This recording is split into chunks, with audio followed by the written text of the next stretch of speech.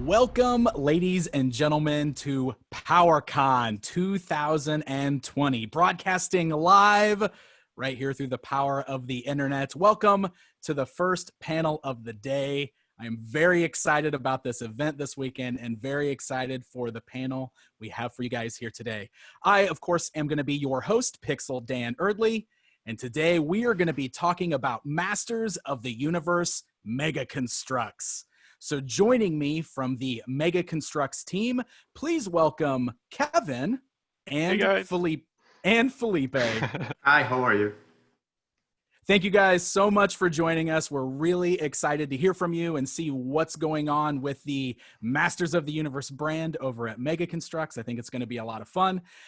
Before we get started with today's presentation, I want to make an announcement to everybody watching at home. First of all, thank you guys so much for your support. Thank you for being here. Wanted to let you guys know that at the bottom of the window of Zoom, you should be seeing two boxes, one for chat and one for Q&A. All throughout this panel, you guys can use the chat box to chat with each other about what you guys are watching.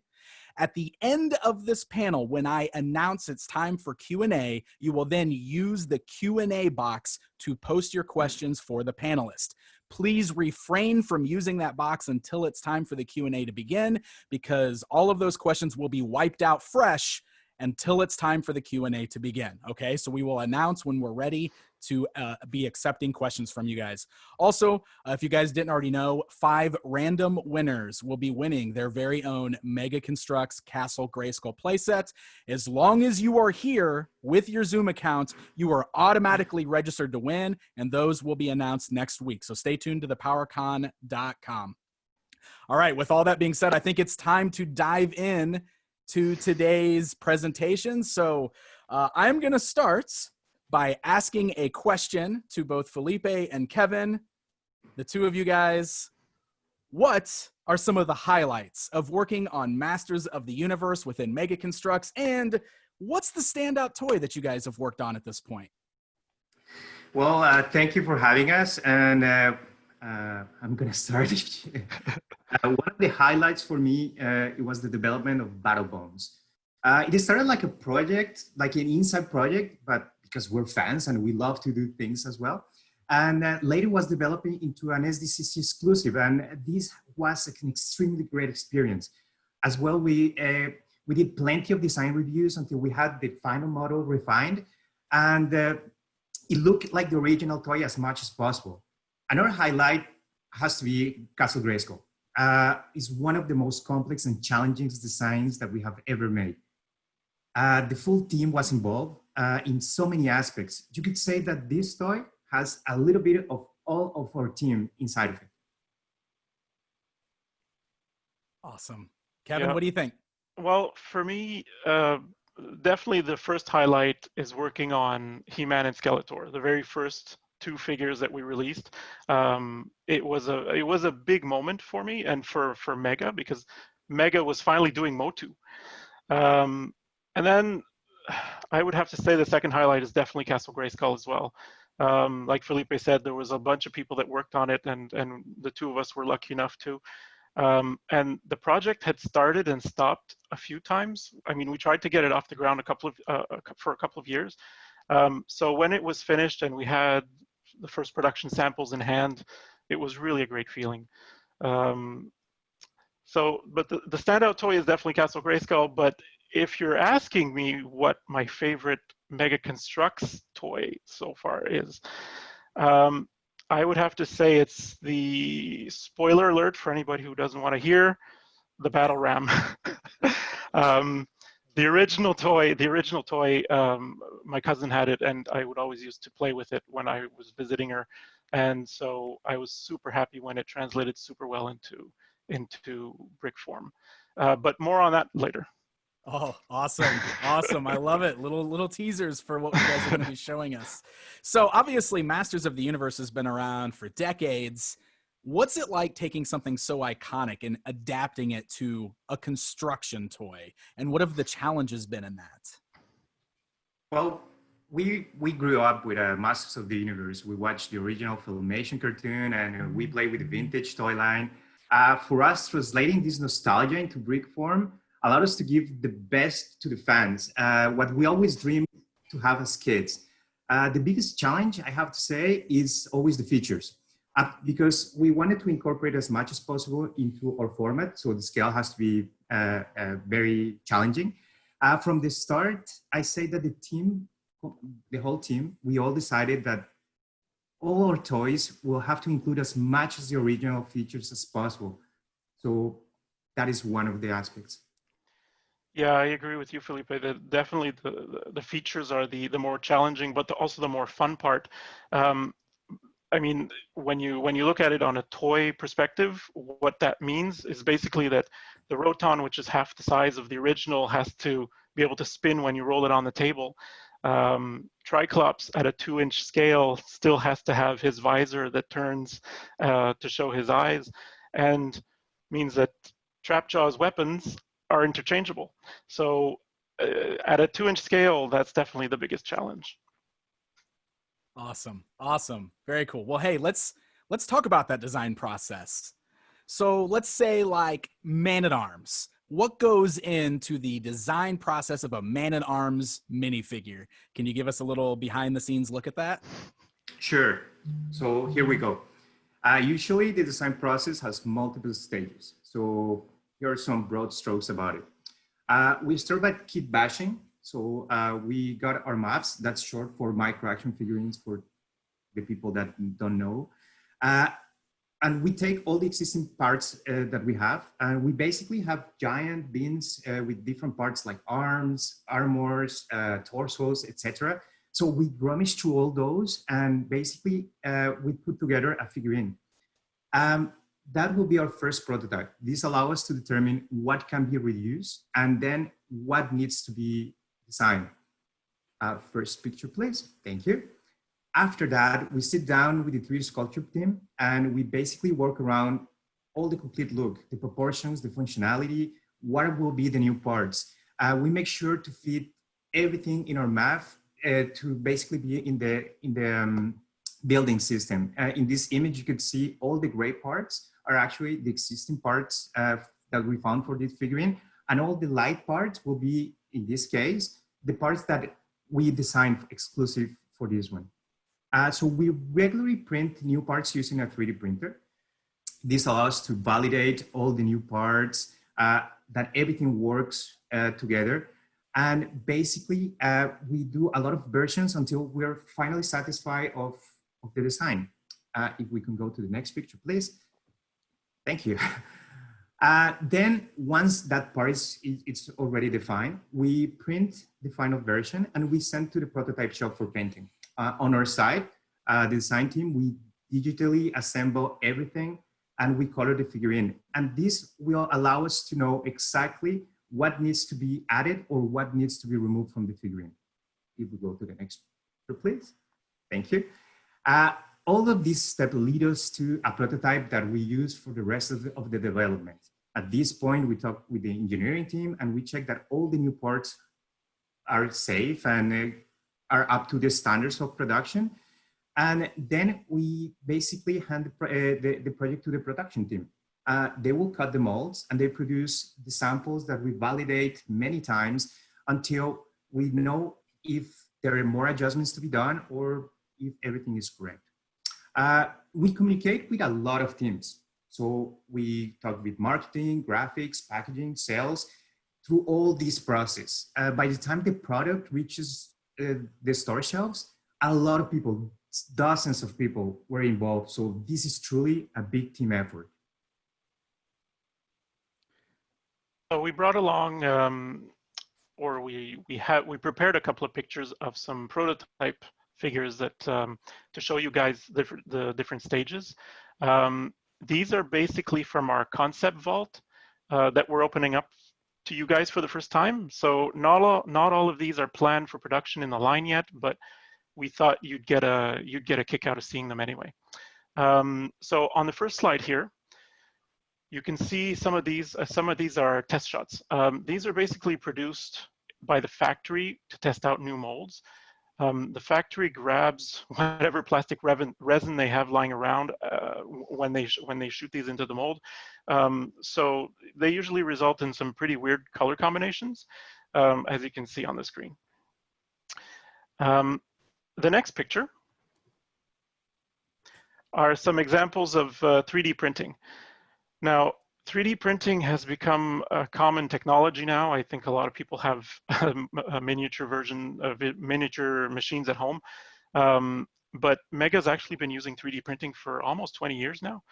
And the 3D printers at Mega usually have to run 24/7 to keep up, to produce all the new parts that the design teams are always churning out for our lines. On the next picture, we have some hand-painted prototypes. Now, all prototypes go through this phase sooner or later, but on the screen you see a couple that are not never been released. When the design team gets their hands on production samples of new figures like Tila or Zodak, for instance, what we do, well, after we've played around with them a little bit, we usually send them down to the prototype shop, and we give them information on, well, you know, Zodak has a couple of different color schemes and Tila has a couple of different color schemes, and we have those mocked up for future use. They're handy to have around, just for last minute projects, and they're also fun to have around the desk, just to mess around with. On the next picture, please. Here we have a few different versions of He-Man that we're hoping to include in the line at some point. He-Man and Prince Adam. I think Prince Adam we've shown before. He was actually part of a canceled set that we showed last year at San Diego Comic-Con. But as soon as we can, as soon as the time is right, it would be great to bring him back into the line. On our next picture, MOTU is not just about He-Man, of course. It has a vast and impressive amount of characters. So the design team also likes to introduce those characters, you know, as often as we can. To that end, what we do is that we work with the design or with the sculpting team, and they have a running list basically. And when they have a few minutes free between two projects or whatever, you know, we tell them, well, you know, we need Webstore's head, or we need Jitsu's karate chop hand, or whatever. And so they're constantly exploring new parts. Now, you know, the prototypes that we're showing now are just certainly very early design passes. A lot of things would change if they ever make it into the line. The best example here is Ninjor on the left. He doesn't have any new parts at the moment. He was just kit bashed using his existing parts, and should he make the line eventually, probably have a new head, a hood, and then obviously the graphic on his chest. Webstore though is closer to something that we would actually release. On the next slide, please. We have Clawful and Whiplash. Here, Clawful has a very, very early version of his head and would probably change a little bit should he make the line. But he's actually a very good example of what Felipe was saying earlier about trying to incorporate as many of the original figure's features as possible into our line. So you see Clawful's claw is articulated there. That's certainly something that we would want to include, you know, when and if that character gets into the line. So after a few evil warriors, let's take a look at a couple of heroic warriors. So next slide, please. We know that Ram-Man and Buzz-Off are fan favorites, so those ones would definitely be ones that we would look to do justice when we release them. Ram-Man is a very early prototype, like I was saying earlier about Ninjor. He right now doesn't include any articulation. He's actually sculpted all in one piece, and so he doesn't move. Obviously, that would change if he ever made it into the line. And then Buzz-Off, fun fact, his helmet is actually removable, just like the original toy. So his little blue eyes are under there. They're just not visible. On the next slide, we see that when we're kit bashing, we don't limit ourselves to mainline characters or first tier characters. On the left, we have Eldor, and on the complete right, we have Eternia's favorite dentist, Molar. Now, these were kit bashed just for a display that we needed to do really, really quickly, and they were really just to increase the number of characters for that display. They're probably a long shot to make the line at this point, but we thought that they would be fun to show off anyway. And then the very first prototype for Mer-Man sort of snuck into the picture there in the middle, photobombing. And then on the next slide, please. Of course, heroes come in all shapes and sizes, and we certainly don't want to forget about some of the smallest or the least likely. So Cringer is also one that we have on our radar eventually. And finally, on the last picture, we have quite a few Horde fans at the office. So when the timing is right, and when we can properly introduce the Horde, for sure, it's something that we would love to do as designers. That is a lot of really, really cool stuff and a lot of fantastic information. Holy cow, that Hordak. That's amazing. That's amazing. He's one of our favorites too. Absolutely. Yeah. Awesome.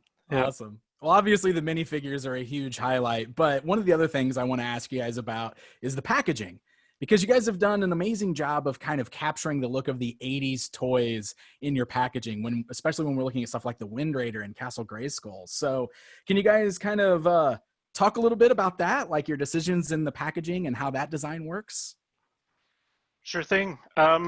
When we got this question, we actually forwarded it to one of our superstar graphic designers, so that her name is Emily, and she works on a couple of lines.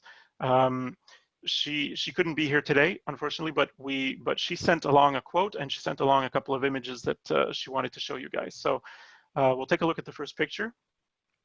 So I'm going to read her quote as we go here. From Emily. We wanted to capture the same drawn design, that drawn in quotation, that MOTU is known for, the iconic mini-comic packaging art style. This was to attract fans and let them know that as soon as they see the box art, they know they're getting something authentic and faithful. On the next slide, please. We wanted to keep the line's visual style alive because it's such a big part of the brand. It's clear that our inspiration comes from the original artwork. We want to hit you with the He-Man punch and take you right back into the 80s. Direct quote from Emily. That is awesome. That is awesome. I totally get that. The direct punch taking us back to the 80s. It's amazing. So cool.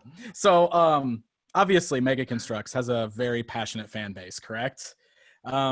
Do you guys think these toys are designed specifically with the collector in mind? Well, we always try to appeal to the younger audiences that are the beginning, and they're beginning to learn about all the pop culture from their parents, actually. And because we know that their parents are the ones doing all this teaching, we try to appeal a happy medium for both types of fans, so young and old. We wanted to connect and create shared experiences that in between one another. We are always, well, we once were the kids that played with all these amazing toys. And now as parents, we're showing our kids the cool universe through these amazing toys. Yeah, I agree. I agree with you, Felipe. And to add a little bit to what you said, basically,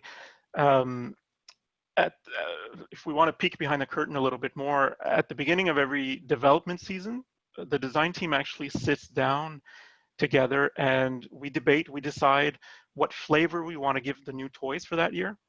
You know, stuff like what are the themes we want to include? Are there special features that'll run through the line, and stuff like that.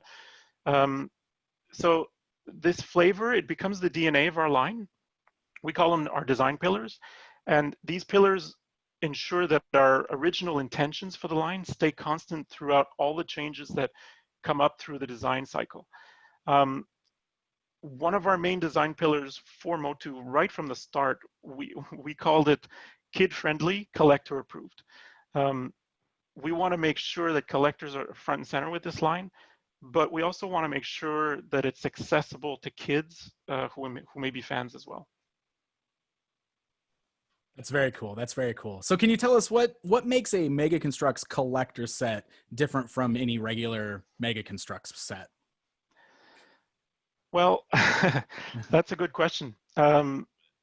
Besides MOTU, Felipe and I are actually lucky enough to be able to work on several product lines. We work on Halo, we work on Pro Builder, for example. What we do with those lines is we usually start by trying to figure out what in those franchises would make great toys. So we use, we have movie scripts, video game trailers, various assets that licensors share with us, and we pick through those and we try to figure out what makes great toys. For Masters, we already know what will make great toys because they've already made great toys. So as a line of toys based on toys, we don't have anything else like that in our lineup. So I would say that's the first difference. Another difference is that the Masters line tends to be a lot more colorful than what we work on the other lines. I mean, don't get me wrong, we love camo effect blocks and metallic colors and realistic color palettes that give the other lines their authenticity. But with MOTU, we get to work on toys that look and feel like toys. Yeah, I have to agree with Kevin. Working with different licenses, usually based on movies, cool video games, and pop culture references, it represents a variety of details and elements that we always want to incorporate in the toys. Masters actually give us the opportunity to add plenty of these small details that collectors will appreciate, and the fun factor of the features that basically young fans will love. Very cool. Very cool. All right. You guys have given us a ton of great information, given us a backstage look at the design process, but here we go, guys. Can you tell us any secrets? No. Can you tell us what's on the horizon? Can you tell us what can we look forward to with the MEGA CONSTRUX Masters of the Universe brand? Well, we can't go into too much detail because, we like our jobs and we sort of want to keep them. But we can confirm that there'll be new sets and figures to collect in 2021. And those will be able to, so fans will be able to expand their collections. One detail maybe we can share is that we have heard fans outcry regarding a certain glow-in-the-dark ghost that might have been hard to find the first time around. So stay tuned for more about that at a later date. Awesome. Awesome. Hey, that's cool and all, but you can't give us any sort of a preview of the upcoming spring season? Well, you're gonna twist our arm? All right. I am. This is PowerCon. Come on, guys. Yeah, all right, fair enough. So yeah, we did bring a few things to show you. Awesome. I knew it. I knew it. So first off, a lot of people know it. I mean, everybody knows it, but everybody loves it.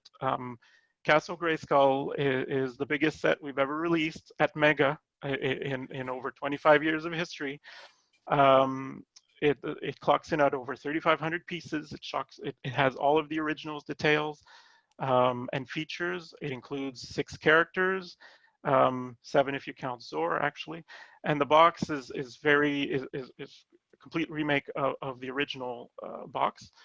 So we're thrilled to be able to say that we're going to carry it forward another season. So anybody who hasn't had a chance to pick it up and wanted to pick it up, they still have a little bit of time.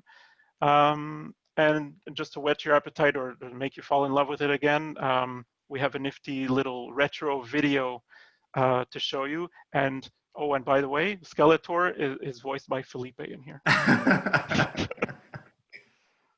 Video, please.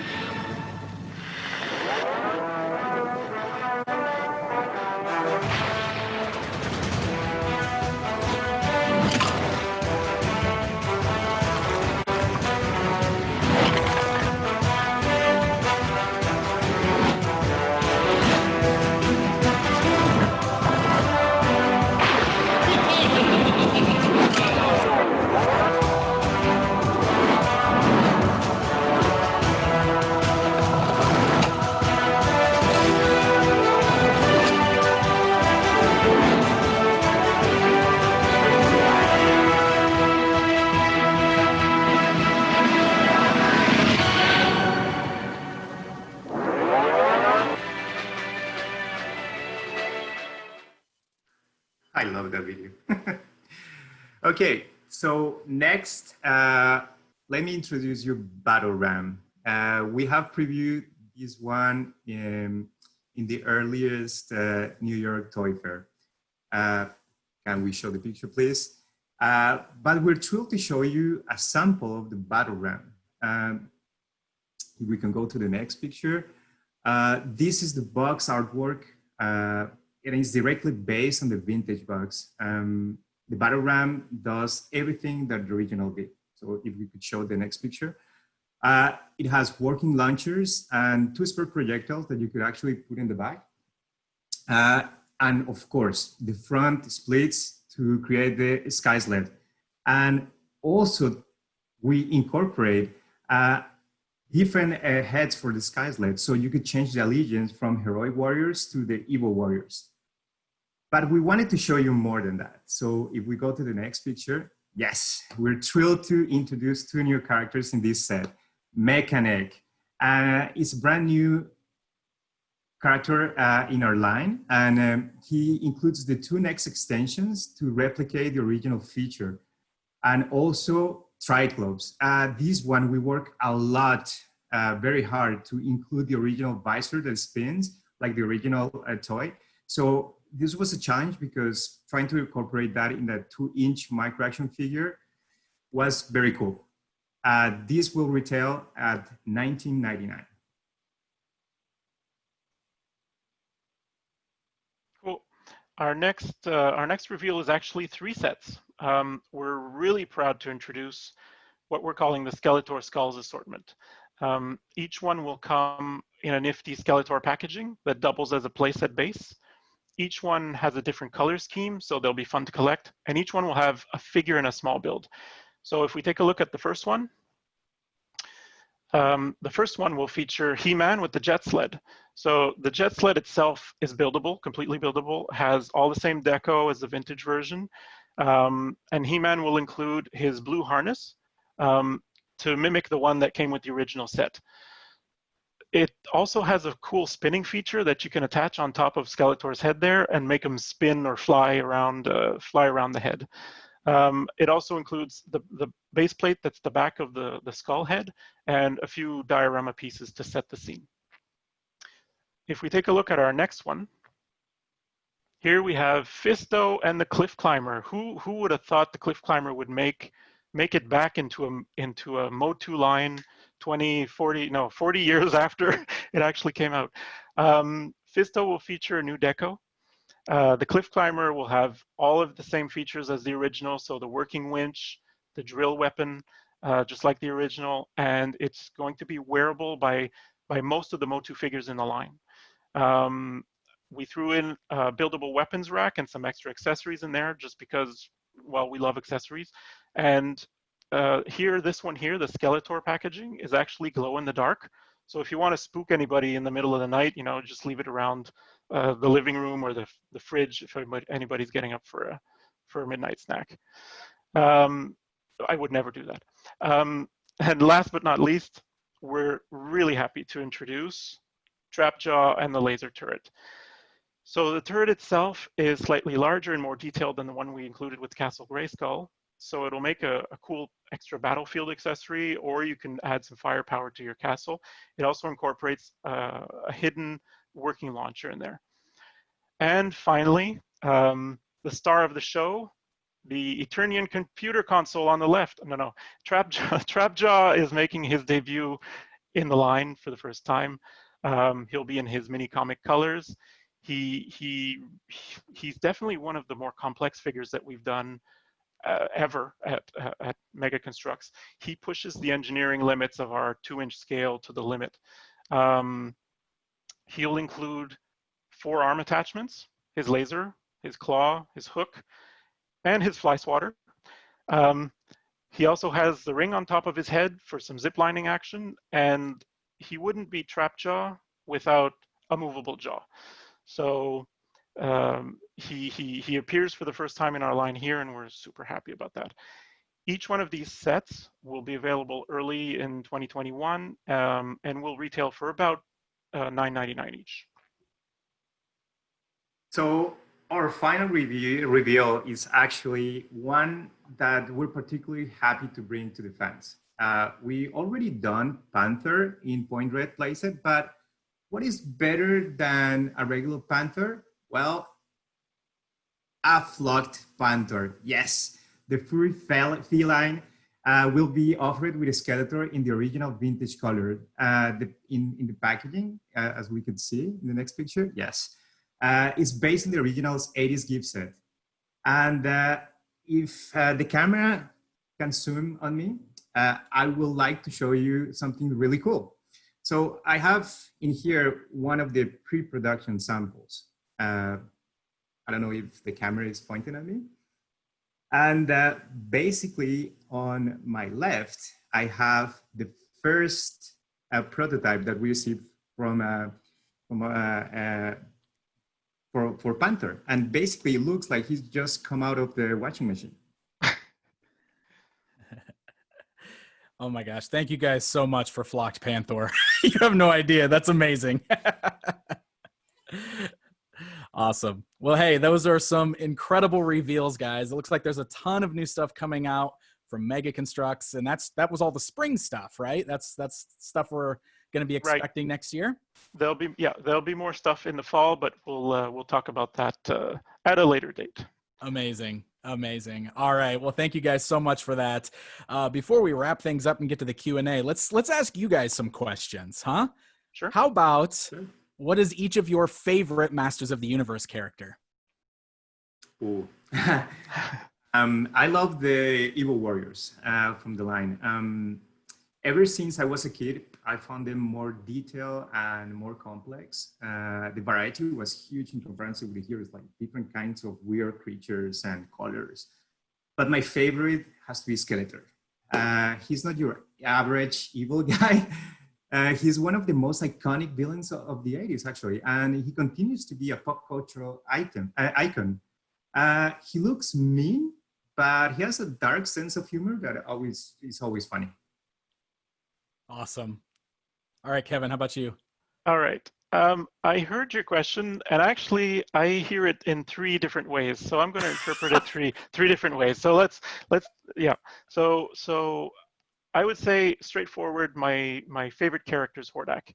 I always saw him as more evil than Skeletor. And he commanded armies, and he'd have all these fantastic weapons. So I always imagined he would be more of a threat to He-Man. Now, if I twist your question a little bit and I figure, hey, what's my favorite original figure? I would say the Horde Trooper. If anybody from the action figure team is listening, get to that one quick, because I'm an adult now and I can afford to troop build them. But as a kid, I dreamed of troop building, and so I never got around to it. And then if you're asking which figure I would most love to see in Mega Construx form, I would say Modulok. I had the original figure when I was a kid, and taking him apart and reassembling him into weird creatures was I mean, I would spend hours doing that.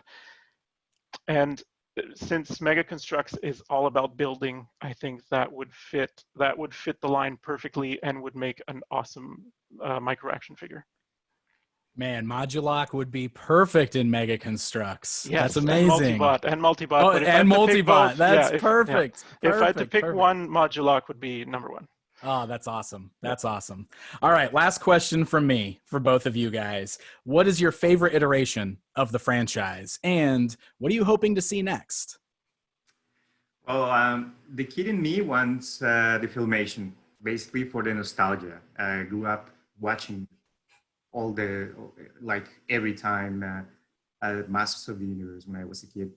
As an adult, I have grown to better appreciate the mini comics, and I love them. I would love to see the first iteration of He-Man from the mini comics of issue 1 in our line. That would be awesome. There is a lot of other cool vehicles with great features that will be a great addition to the line. So hint, hint. Oh, I love it. I love hints. I love hints. All right, Kevin.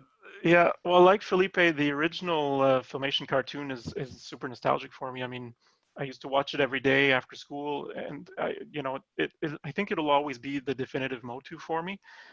But that said, as an adult, I really loved the 2002, 2003 reboot. It took the Filmation universe, added a bunch of backstory and depth to the characters, and I mean, a whole bunch of wicked battle scenes. And as for what I'd like to see from the franchise next, I'd have to say that I'm really looking forward to watching MOTU and Princess of Power with my daughter when she's old enough. So for the future, I want whatever is coming next to make the next generation of kids love MOTU. They're definitely the future of this brand. Absolutely. I could not agree with that more. That is awesome. Great answers, guys, and really wonderful insight into the MEGA CONSTRUX line. Thank you guys so much for the awesome presentation. Now we are going to turn the spotlight on the fans that are watching this video right now. So it is Q&A time, everybody. If you look at the bottom of your Zoom window, you will see a Q&A dialog box. You can open that up. You can type your questions for the panelists. We have roughly about 20 minutes or so to answer some questions. So, yep, looks like it's already filling up. So I'm going to pop on over here. All right, we're going to start things off with a question from David to the MEGA CONSTRUX team that says, what are the chances of us eventually seeing a MEGA CONSTRUX Snake Mountain playset? You knew it was coming, guys. Yeah, exactly. That was, yeah, for sure. It has been discussed internally. I mean, the name has been kicked around with, I mean, Grayskull was such a big success that I mean, it was inevitable that we were going to talk about Snake Mountain. There are no immediate plans for it, but it will always be, let's say, we'll always keep bringing it up in conversations. So I'm not a betting guy, so I couldn't put odds on what the chances are. But know that we've heard the fans about it. Yeah, absolutely. Like Kevin said, we always keep those amazing things in mind, and we always bring them up. Very cool. Yeah. Very cool. All right, next question. This will be a good one, I think. From Renders FX. Really enjoyed the prototyping process. For sculpting software, is the core software used ZBrush, or is there another tool that MEGA tends to use? Thank you for your time. We actually, there's a couple of different programs. I think ZBrush is one of them. I'm not sure if I'm allowed to say what the name of the other one is, but but yeah, definitely. I mean, if for anybody who wants to get into sculpting, ZBrush is definitely a good option. There are several designers at MEGA that specialize in it. Yeah, and not only that, we have a great team in the workshop that actually sometimes model physically some prototypes for us. So it's basically all the talent that it comes around with that. And yeah, multiple softwares, but there's also the physical content. Excellent. Excellent. All right, next question comes from Swifty. Will we ever see She-Ra and the Princess of Powerline represented in MEGA CONSTRUX? I hope so. She-Ra is also something that we've discussed around the office. I mean, yeah, definitely She-Ra, Snake Mountain. There's a few that keep popping up regularly. So you know, nothing's ever certain, but I think that you know, She-Ra is a strong candidate, let's say, for future plans. Excellent. All right, next question from Matthew. As you guys alluded to, it was difficult to find some of these in brick and mortar stores. Has this been addressed? What are the major stores that will carry the new sets? Great question, Matthew. Well, as designers, distribution, I'll preface this by saying, you know, distribution isn't our main area of expertise. But know that it has been a big topic around the office. So we've heard fans loud and clear when it comes to distribution. One of the things that we're doing actually that we can announce today is that for fall 21, our entire line will be available online. So unfortunately, I can't tell you which stores have what at the moment for the new stuff that's coming out. I know that without naming any specific websites, there are some collector-oriented websites that have pre-orders or orders up for like Point Dread and the Roton at the moment. So if you're having trouble finding them in the store, you can try some of those collector websites. And the good thing is that those collector websites have it up for the suggested retail price. It's not an inflated collector price. I mean, the ultimate goal is that we want to make sure that people can find our products and that our biggest fans. I mean, you guys can have access to them, and that it doesn't become frustrating for you guys. So we have a few things that are being put in place, and also internationally, if that ever comes up as a question, we've also opened it up for international sales. I think I've seen online people are being able to start pre-ordering from UK stores and such. So it's a little bit of a partial answer, but know that we're working hard on it, and you should start seeing the results of that this season, and then full swing next year. Awesome. Awesome. All right. There's a couple of good questions here about the design process that I want to ask you guys. So Zach wants to know, how long did development of the Castle Grayskull playset take from idea to the final product? Ooh, this was a long process because first we tried, we presented the castle multiple times, and we actually, since we were a big team working on the castle, a lot of passes, a lot of different prototypes were moving around in our department. I will say that it's not the usual process that we have for the other sets. This one was a little bit more intricate, given the fact that it was a huge set. Yeah, Castle Grayskull was definitely one of the ones that took the longest. Like Felipe said, we presented it a couple of times. But I think that we needed to make sure that the timing was right for the release. And so if we had released it probably the first time we presented it, it might not have had as much of a success as it had. So, but a regular design process will take anywhere between 4 and 8 months. Castle Grayskull probably took about a year, all told. Yeah, and like you said, Felipe, several designers, touched on it, and it's as simple as it's just comes down to logistics. The size of the thing and the piece count of the thing makes it that when you're building the first prototype, it takes, first of all, the time that it takes to build the first prototype and get the look and the features and everything right. And then, we enter the costing phase, and then, if we overshot it by $50, we have to start over. So, and then so that, if it took 3 weeks to build the first one, then it takes 3 weeks for the second one. Whereas, a smaller project, like say the Battle Ram or the Roton, building different iterations will take less time between iterations.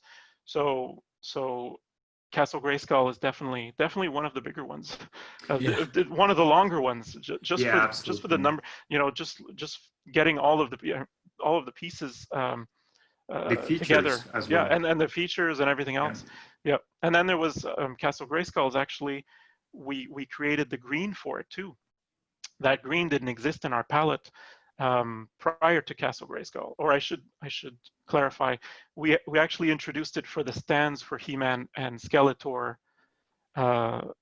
in the MEGA CONSTRUX Heroes line when we launched those, but knowing that it was going to be our green. So color development and everything else takes some time as well.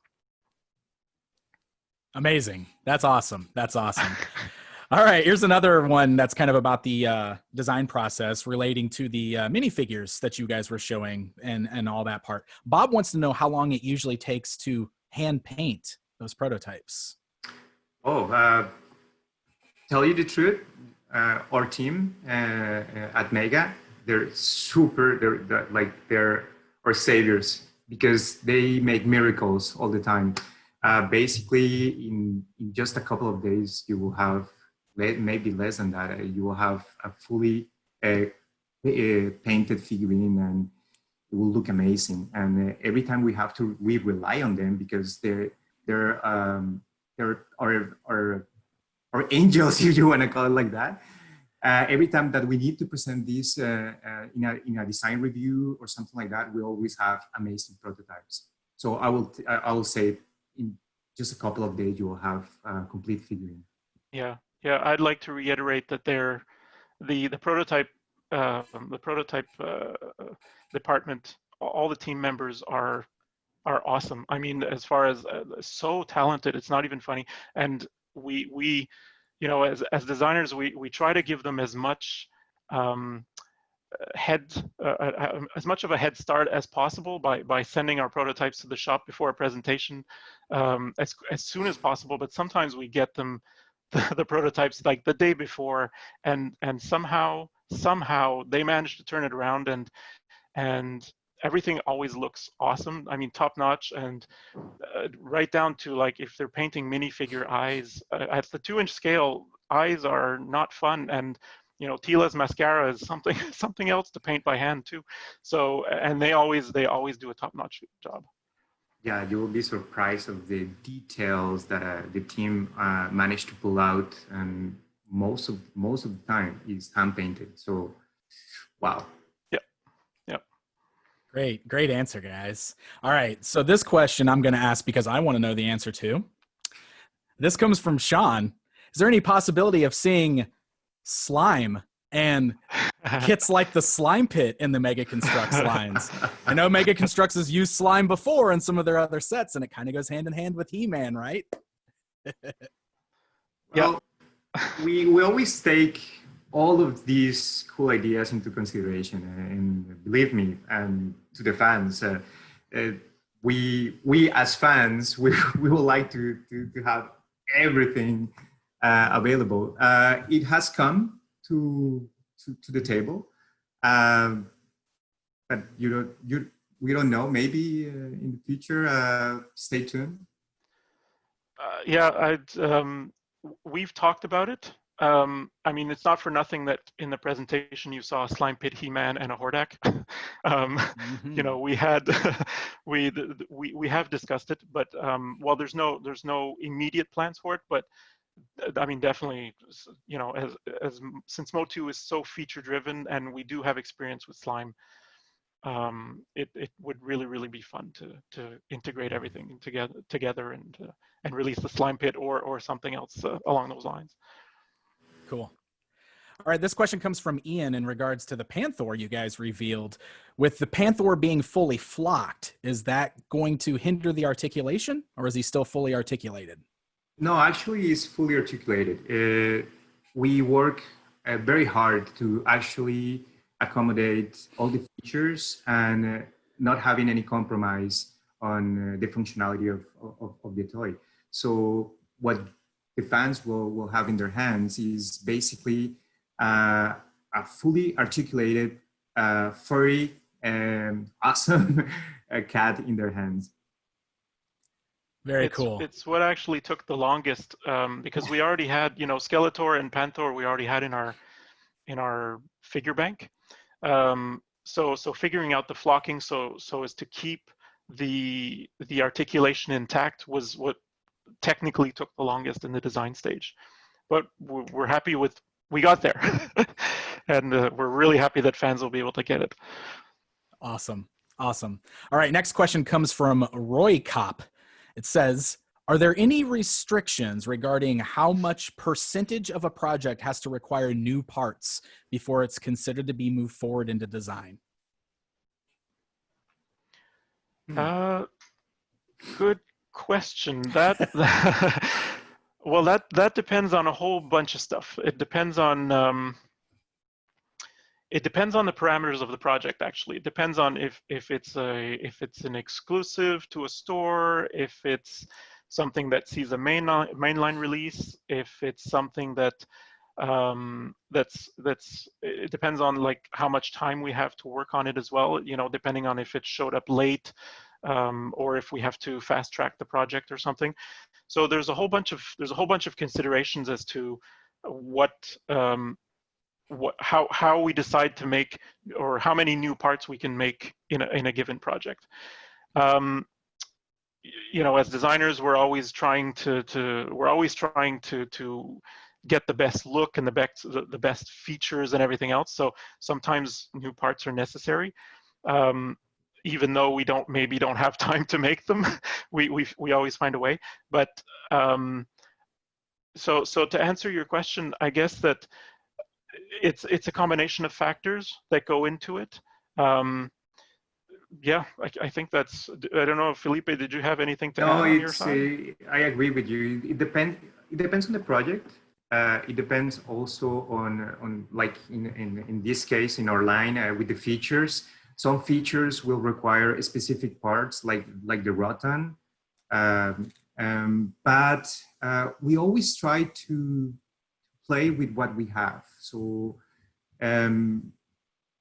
it's difficult to just pinpoint one only question is one answer. Sorry, and is basically if the project requires. Yeah, we always start. That's a good point, Felipe. We always start with. We always, like, say, Point Dread, for instance, to take an example. We always start by building what we can with our existing parts bank.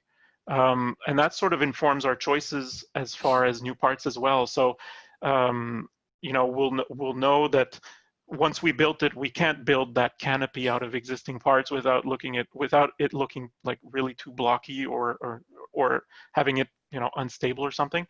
So definitely that first pass as well of building it with what we have informs a lot of our choices. Excellent.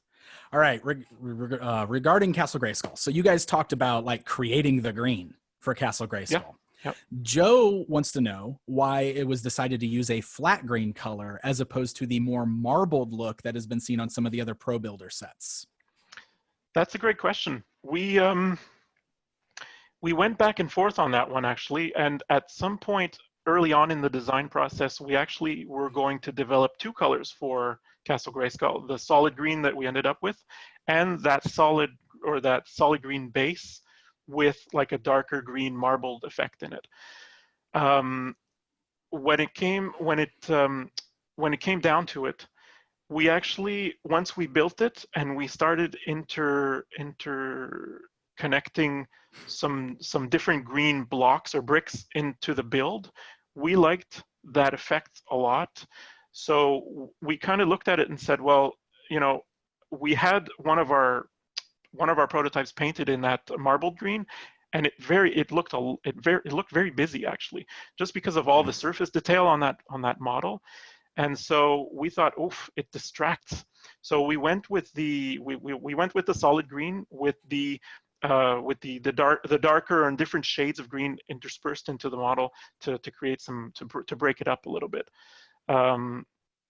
Doesn't mean we won't get around to the marble green eventually, but I think that right now we're attaining the results that we liked with just the solid green. Plus, from a line perspective, it sort of sets MOTU apart a little bit from the others in our portfolio. Yeah. You know, Halo and some of the other licenses that we have are defined or have those blocks used a lot. And so MOTU, by keeping it solid colors, gives MOTU a little bit of differentiation from the other ones. Excellent. Excellent. All right. So I don't want to keep throwing questions at you, asking you when certain characters are coming, but I feel it very important to point out that this question's not coming from me. This is coming from somebody. Oh, man, what? Sorry, Denton. I saw your question in there. That was for you. Well, he's not, let's just say, it's not a definitive no, okay? Because we you know, I mean, if the line goes on forever and ever, for sure, we'd like to get to all of the characters. Of course. Let's just say Mosquito's not in the next year's plan. Let's put it that way. All right, I guess I'll just have to keep buying there's them for hope. the next. There's hope. Yeah. All right, so I want to read this question. Well, it's not really a question, but this comes from Hero Dan TV. He says, this isn't really a question. I just wanted to take a moment to thank Kevin and the team for being so active and supportive of fans on the MEGA CONSTRUX forums. It feels like there's a real connection with fans and sharing of the prototyping process, and we're all super grateful for that. So I just wanted to share that with you guys so that you heard it. I thought that was really nice. And with that, I think we are about out of time. So I am really sorry that we couldn't get to everybody's questions. There's literally like over 400 questions in the Q&A. I am really sorry, guys, that we couldn't get to everything. But Kevin and Felipe, you guys were fantastic. You guys really did an amazing job with the presentation, showing off what to expect from the upcoming line, and with the Q&A as well. Were there any final thoughts from you guys? Anything else you wanted to say? Thank you to all the fans. We work a lot to give the best to you guys, and stay tuned for new upcoming cool things. Yeah, definitely. Thank you. A big thank you to all the fans. I mean, we do this out of love for MOTU, but also to like Felipe said, to give you guys, you know, the very best, and try to reignite that little spark of nostalgia whenever we can, you know. So so thank you for your continued support. It means the world to us. Wonderful. Well, Felipe and Kevin, thank you both so much for joining us today. And to everybody out there watching, thank you guys so much for the amazing questions and all the awesome comments. We really appreciate you guys being here and really hope you enjoyed this event. Stay tuned, because coming up next in the PowerCon schedule will be the Power of Preschool with the Fisher-Price and Imaginext teams. Should be a lot of fun. Thank you guys all so very much for joining us for the MEGA CONSTRUX panel here at PowerCon 2020. Until next time, my friends.